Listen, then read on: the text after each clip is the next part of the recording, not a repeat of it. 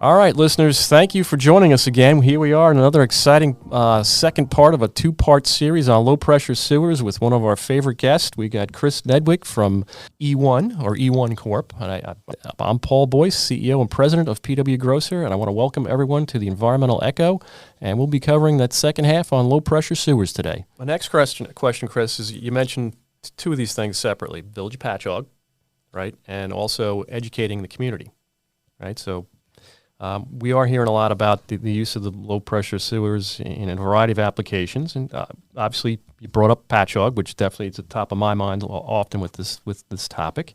But with that said, how has E1 approached educating not only the engineering community, but maybe even the mayor and folks like that? He's been a podcast guest, Mayor Pontieri's great guy. I love Mayor Pontieri's podcast. Just incredible. He's very good. I'd love to get him back also. But how do you go about you do the seminars with the engineers, but do you get involved with community education once these systems go in? Yeah, if I could. Or before? Yeah, I'll get to the.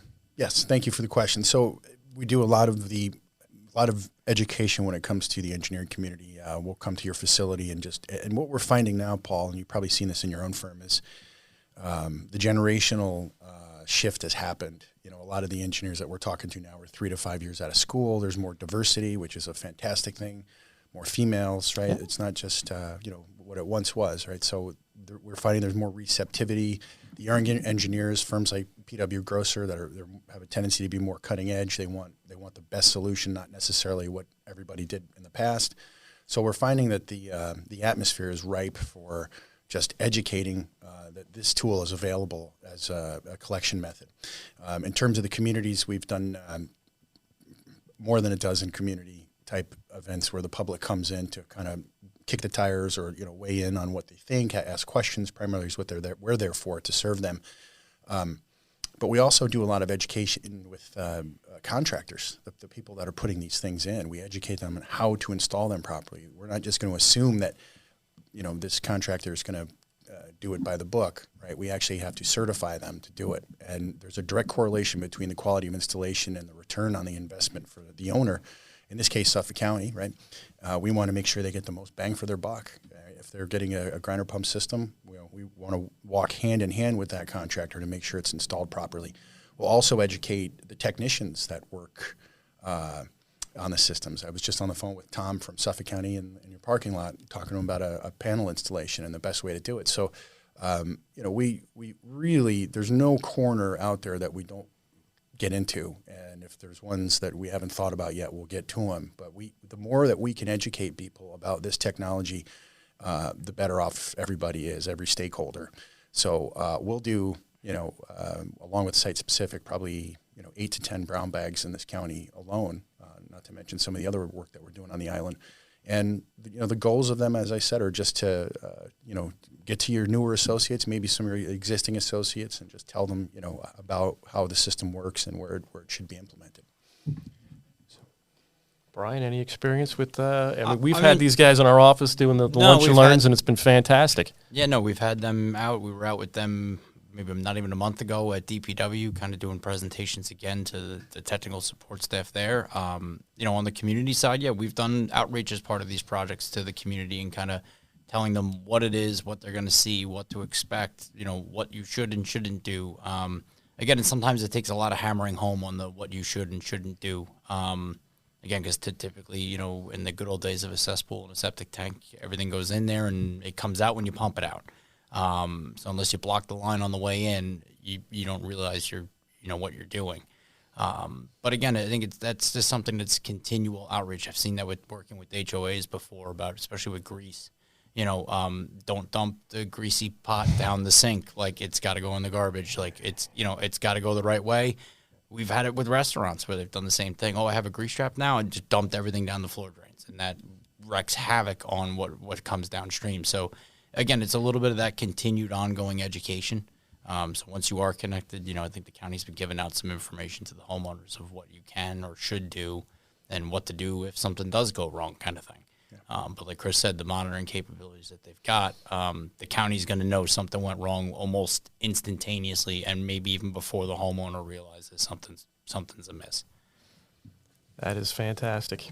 Just hopefully people learn. They live, they learn, and what you shouldn't put down there, what you should and shouldn't touch on these systems too. Yeah, there'll be a panel on your house. You shouldn't tinker with that. You shouldn't be tinkering with the pumps.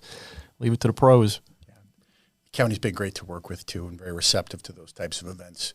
The presentation that was just mentioned focused on the commercial sector, and there's a tendency out there for people to think of what we do as almost exclusive to residential.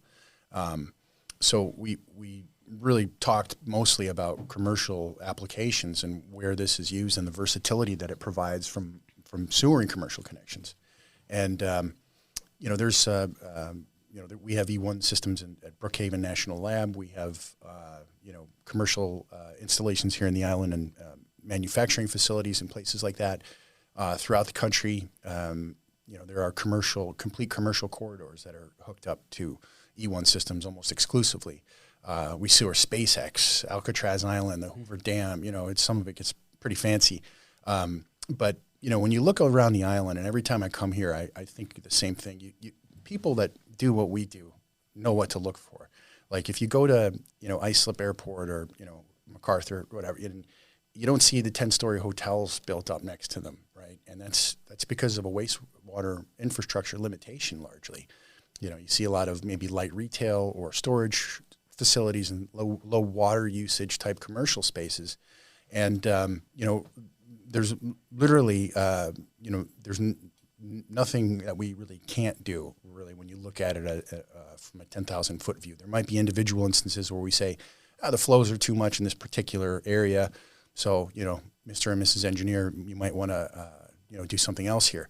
But when we look around the island, the commercial corridors that we have here can all be low-pressure sewer system, can all be done successfully that way.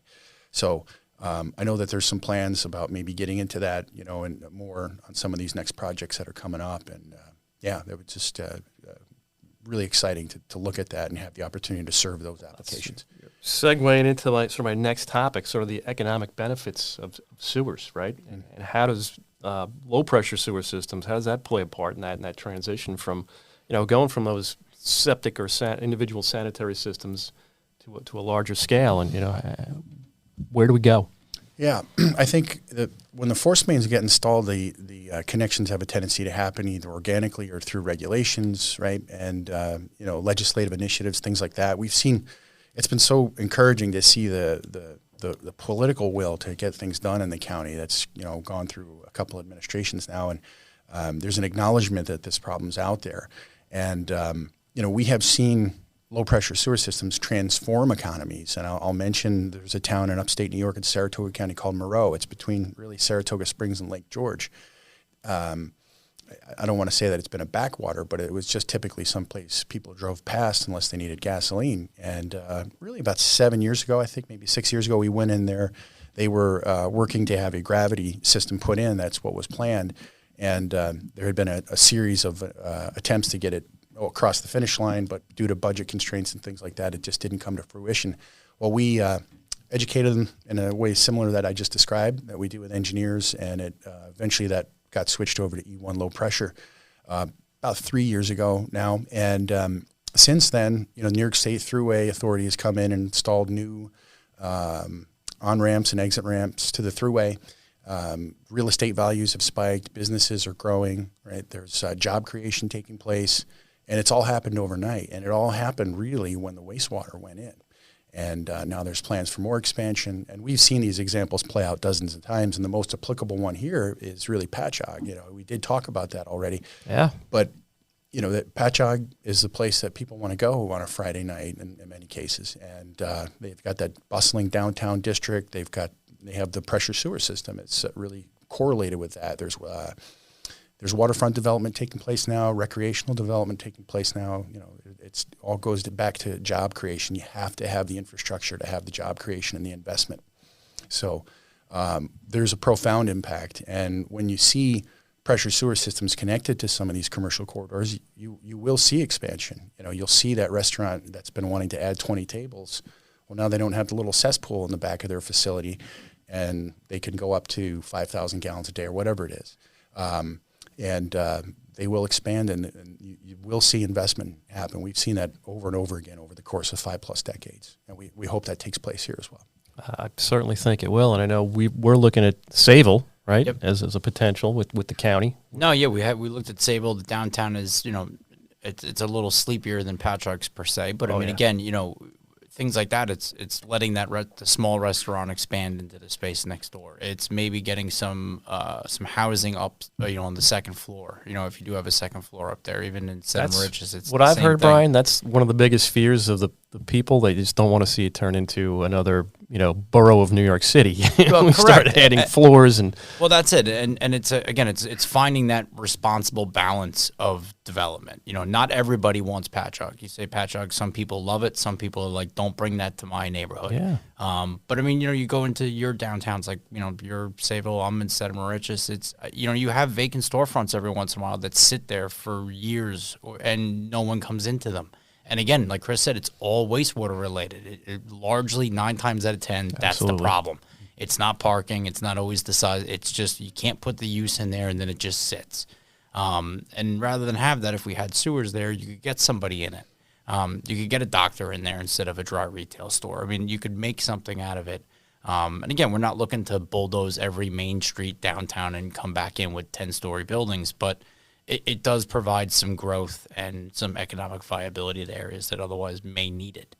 And you also hear from the folks at the public meetings, Paul, as you mentioned, Oh yeah. that say, I have $1 million house and I can't flush the toilet when the tide comes in, right? So that goes back to that term that Bryan used, balance. How do you get?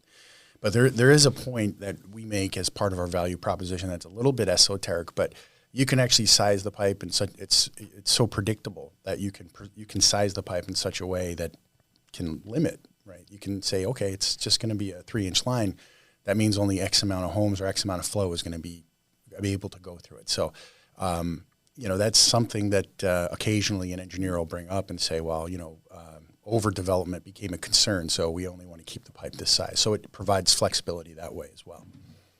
All right. Well, we're getting close to the end here. All right. We don't want to keep everyone all morning, but always have to bring this up, and this is probably a constant theme almost on every one of our podcasts, maybe with the exception of some geothermal stuff, but water quality, absolutely of utmost importance on Long Island.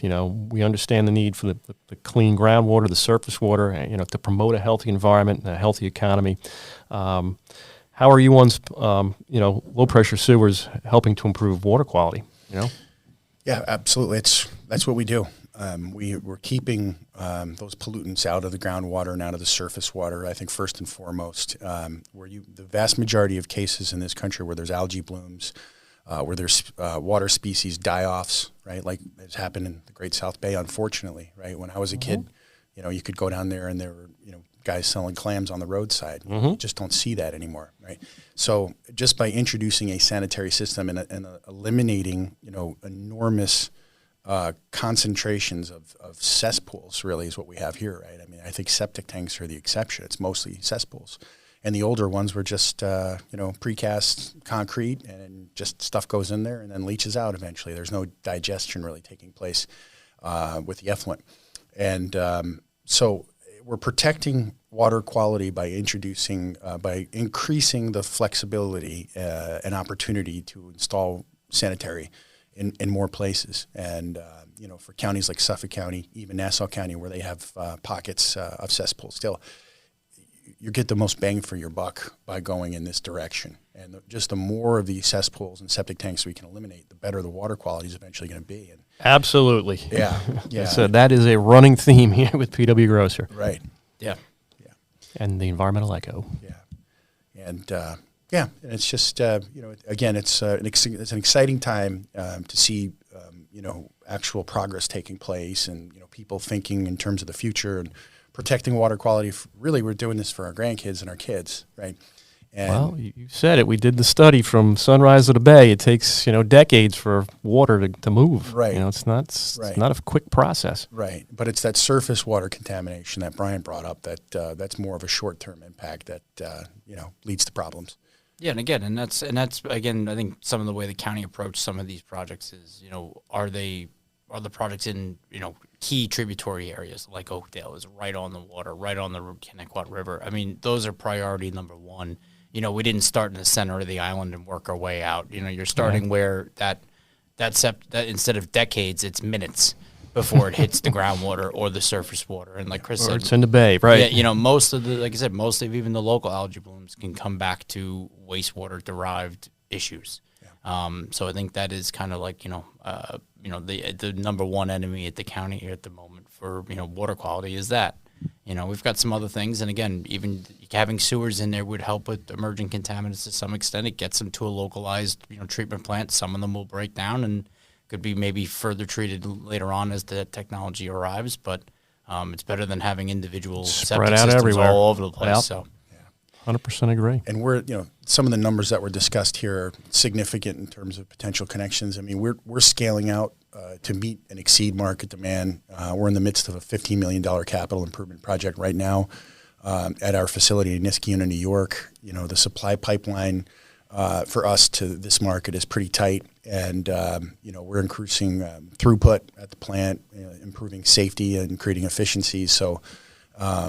We're never going to be in a position where we can't deliver to meet the needs here, and we're putting our money where our mouth is, so to speak, on that, and creating jobs in New York in the process. So, but I do want to say again, these podcasts are fantastic. It's just it's a great dialogue, and it's really exciting to be part of it. And we hope to have the invitation to come back at some point in the future. It's open door, my friend. Back to you guys. But before we wrap up, any last thoughts? Anything we didn't cover that you think is important to mention today, Chris? I think a very comprehensive discussion. We just appreciate what you guys do, and we're going to continue to stay active here and be involved. And there's a lifetime worth of work to do. When we said, we're 5,500 right. and there's like 750,000 houses or something, we got a long way to go. Yeah, but it's also, I would like to say too, that we've been increasing our activity with regulatory agencies like DPW, Department of Health, and others. Absolutely. To, help them, through their journey, as they look at all this stuff and make good decisions on behalf of taxpayers. That's really what this is all about. So we work with them as well, and we'll continue to do that. And it's just great to be part of the discussion today, guys. Bryan, anything you want to add before we wrap up? Thanks. All right, great. Well, then I just want to thank our guest, Chris. Thank you. From E1 or E1 Corp, and our friends at E1 for allowing Chris to come down and spend an hour or two with us doing this podcast. As always, been a great topic. Bryan, thank you for your input as always. But I do also want to thank our listeners and viewers, for you guys that are tuning in and listening. I appreciate it. We appreciate it at PW Grocer. This is the Environmental Echo. Again, I'm Paul Boyce, the CEO and president of the firm and the host of the podcast. And if you guys want to reach out to us in any shape, form, or manner, the best way to do that is through our website, which is www.pwgrocer.com/podcast. Thank you for joining us on this episode of PWGC's Environmental Echo. You can download and listen to this episode on Spotify, Apple Podcast, Google Podcast, or by visiting our website, www.pwgrocer.com/podcast. For more content like this, be sure to subscribe to our channel and hit the notification bell so you never miss an episode.